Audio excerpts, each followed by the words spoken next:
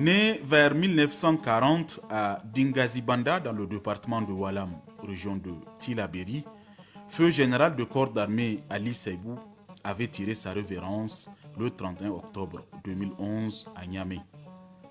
Les 111 années de sa vie avaient incontestablement marqué l'histoire sociopolitique du Niger, aux destinées duquel il présida 7 ans durant, du novembre 1987 au 16 avril 1993. Militaire et homme d'État, Ali Seibou avait gravi tous les échelons de l'armée avant d'être président de la République. D'abord enfant des troupes à Saint-Louis au Sénégal en 1954, ensuite élève sous-officier de l'école des troupes françaises de Fréjus en 1962 et élève officier de l'école militaire de Montpellier en 1970, après quoi il avait été admis au cours d'état-major de l'école d'état-major de Paris en 1971. Ses diverses fonctions militaires au sein des forces armées nigériennes et à l'intérieur du pays, mais surtout sa proche collaboration avec le général Séni Kountché, son mentor et prédécesseur, lui avait permis également d'occuper d'importants postes au sein de l'appareil de l'État. Membre du Conseil militaire suprême en 1974, il fut d'abord ministre de l'économie rurale, du climat et de l'aide aux populations. 2 ans plus tard, il sera nommé chef d'état-major général des forces armées nigériennes, responsable de l'aide humanitaire jusqu'à la date du 14 novembre 1987, où il sera propulsé à l'unanimité et par acclamation des membres du CMS à la tête de l'État, en succédant au général Séni Kountché décédé. Il faut dire que d'importantes décisions ont marqué la présidence du général Ali Seibou au Niger. L'histoire retiendra qu'il fut le premier président du bureau exécutif du Mouvement national pour la société de développement MNSD, parti unique, qui le porta d'ailleurs au pouvoir en qualité de président de la République, cette fois-ci en décembre 1989, pour un mandat de 7 ans. Appelé aussi l'homme de la décrispation, c'est également sous sa présidence que le multipartisme a vu le jour au Niger en novembre 1990, puis la conférence nationale souveraine qui consacre véritablement la démocratie au Niger en 1991.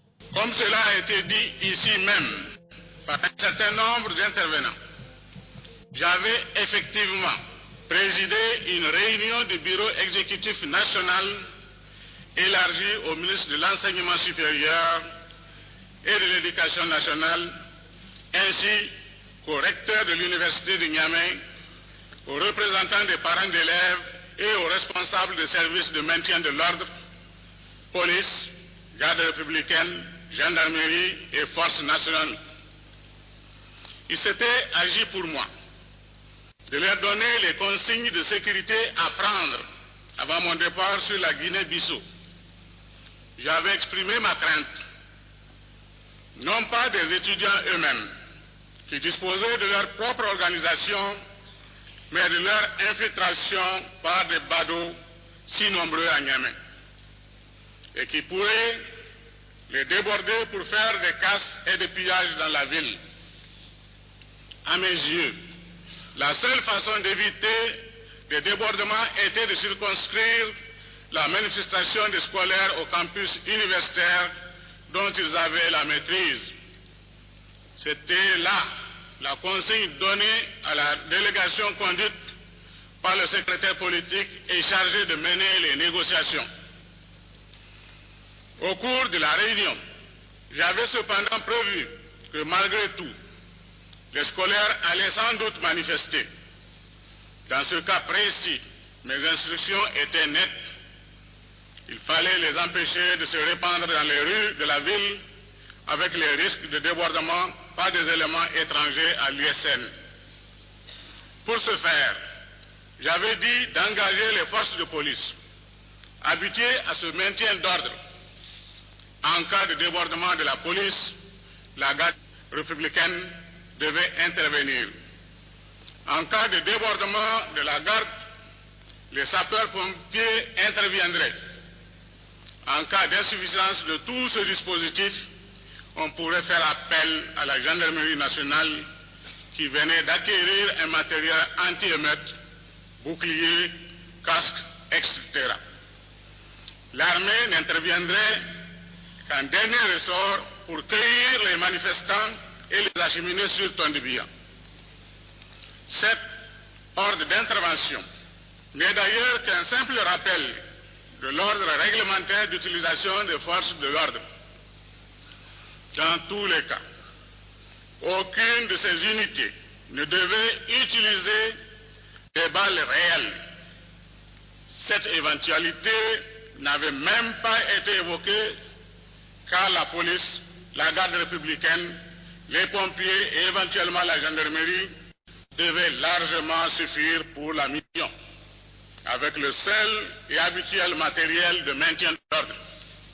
Je répète ici que je n'ai donné instruction à personne, ni en public, ni en privé, ni par écrit, ni oralement, pour verser du sang et tirer sur les scolaires avec des balles réelles. C'est pourquoi ma première réaction à mon retour de Bissau était de dire qu'il s'agissait d'une bavure due à la panique des jeunes policiers. Mais que l'on me comprenne bien, si effectivement aucun ordre direct ou indirect n'est venu de moi dans ce sens, il n'en reste pas moins qu'en ma qualité de président de la République, je suis prêt à assumer les responsabilités qui sont les miennes à cet égard. J'en assume la responsabilité politique et morale.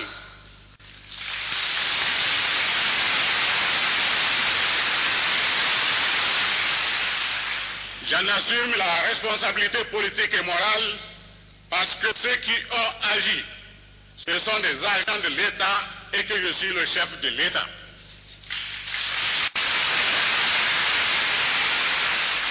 Ce n'est donc point pour me dérober que j'ai situé ma vraie responsabilité. C'est d'abord pour l'histoire. C'est ensuite pour que les parents et les camarades des victimes sachent que le président de la République a pris conscience du mal immense qui leur a été fait.